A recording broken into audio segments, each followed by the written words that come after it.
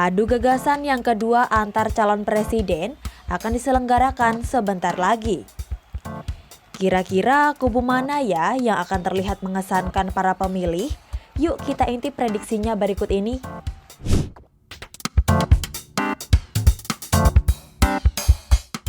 Ya, KPU kembali menggelar debat Capres Ronde 2 yang akan diselenggarakan pada 7 Januari 2024.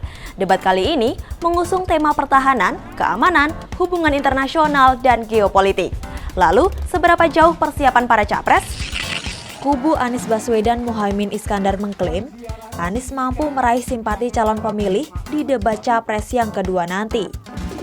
Hal ini disampaikan oleh Kapten Timnas Amin M. Syawgi Alaidrus, Kamis 28 Desember 2023. Oh ya, saya yakinlah dengan cara Pak Anies, orang yang cerdas, santun, bijaksana, bisa menggait masyarakat yang tadinya belum memilih pasangan 01, insya Allah akan memilih pasangan 01. Syawgi mengaku pihaknya juga telah memberikan masukan kepada Anies terkait pertahanan dan keamanan yang perlu diperhatikan.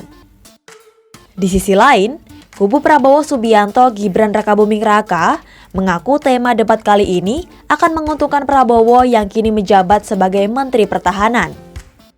Wakil Ketua TKN Prabowo Gibran Akbar Himawan Bukhari mengatakan Prabowo telah melakukan berbagai persiapan.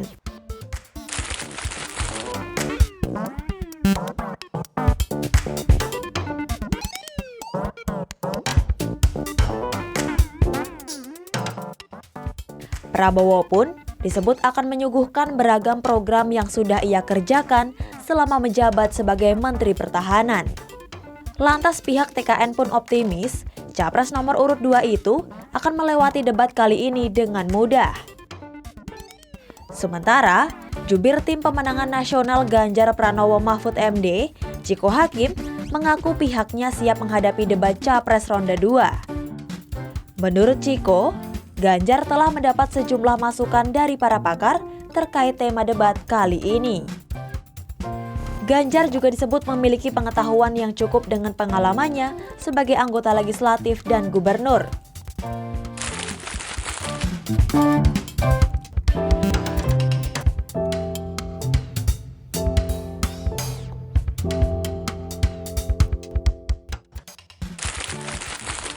Jelang debat Capres kedua, elektabilitas masing-masing paslon pun terus mengalami perubahan. Menurut survei Litbang Kompas periode 29 November hingga 4 Desember 2023, posisi pertama diduduki oleh paslon Prabowo Gibran dengan 39,3%. Dalam survei ini, paslon Prabowo Gibran unggul di hampir semua kategori sosiodemografis responden. Prabowo Gibran tercatat unggul di pemilih perkotaan, perdesaan, laki-laki, dan perempuan. Selain itu, mereka juga berada di posisi teratas di hampir semua kelompok pemeluk agama. Di sisi lain, paslon Anies Muhaimin berada di posisi kedua dengan raihan elektabilitas sebesar 16,7%. Lalu, di posisi ketiga, ada paslon Ganjar Mahfud dengan angka 15,3%. Adapun survei ini melibatkan 1.364 responden di 38 provinsi di Indonesia. Survei ini menggunakan metode pencuplikan sistematis bertingkat. Survei memiliki tingkat kepercayaan 95% dengan margin of error kurang lebih 2,65%. Nah, setelah melihat hasil survei yang hingga kini masih bersifat fluktuatif jelang debat Capres yang kedua, mari coba kita tanya ke pengamat politik Ray Rangkuti, Capres mana yang berpeluang dapat menguasai tema dengan baik dan tentunya bisa mengesankan calon pemilih pada debat nanti. Adapun tema debat Capres kali ini salah satunya terkait pertahanan keamanan.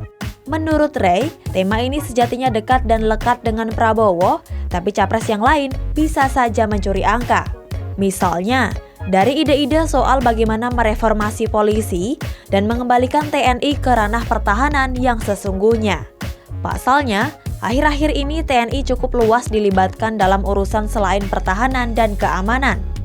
Apalagi kata Rai, baru saja ada peristiwa Boyolali yang melibatkan oknum TNI yang diduga melakukan kekerasan terhadap relawan salah satu paslon.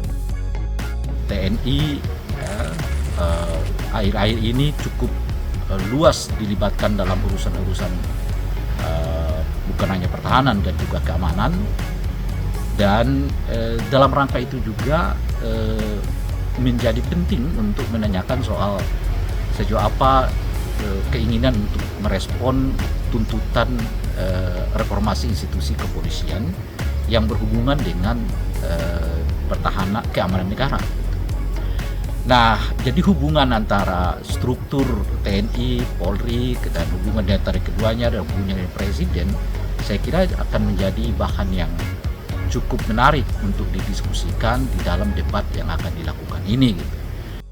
KPU sebagai penyelenggara debat Capres-Cawapres pun terus melakukan evaluasi. Hal ini bertujuan untuk memberikan kenyamanan para paslon saat berdebat dan memudahkan masyarakat dalam menyerap informasi.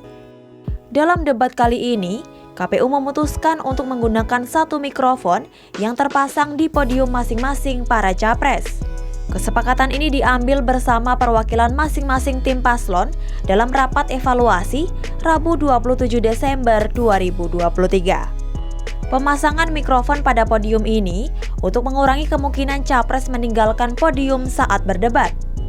Hal ini disampaikan oleh Koordinator Divisi Sosialisasi Pemilih dan Partisipasi Masyarakat KPU RI August Melas, Rabu 27 Desember 2023. Nah, pada saat rapat ini tadi disepakati penggunaan podium tetap dilakukan dan dia posisinya memang sebagai jangkar, dan yang kedua mikrofonnya satu saja. Satu aja, Mas? Satu saja, jadi tetap di podium. Jadi asumsinya kan ruang geraknya ya di podium itulah kira-kira. Selain itu, KPU juga meminta pada capres yang akan beradu gagasan untuk menjelaskan singkatan dan istilah yang tak familiar jika digunakan untuk bertanya.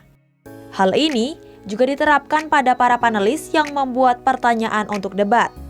Panelis diminta untuk merumuskan pertanyaan berbentuk naratif dan tidak menggunakan singkatan atau istilah asing.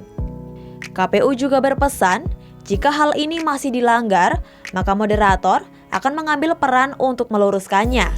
Pada akhirnya ruang geraknya kita sepakati moderator akan ambil peran itu, tanpa kemudian mengurangi waktu dari capres ataupun cawapres pada saat debat itu dilakukan. Terlepas panas atau dinginnya panggung debat nanti, jangan lupa mantapkan pilihan kamu dengan menimbang gagasan tiap gagasan para paslon, dan jangan lewatkan debat Capres Ronde 2 Minggu 7 Januari 2024.